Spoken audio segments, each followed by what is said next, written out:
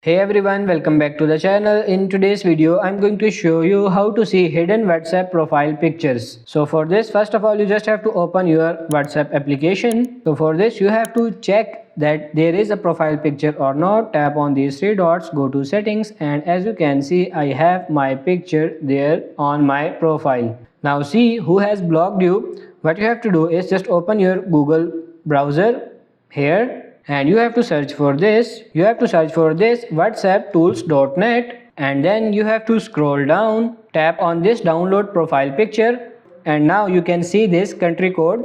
So you have to tap on it and you have to give the country code of that WhatsApp and then the number of that WhatsApp. First of all, select the country code here. Now enter the number, whatever number. Now you have to tap on this get profile picture and your profile picture will be shown here. So that's how you can see hidden WhatsApp profile pictures. You can download these pictures as well. So that's how you can see hidden profile pictures as well. I hope this video was helpful. If it is, like it and subscribe to the channel. Thank you.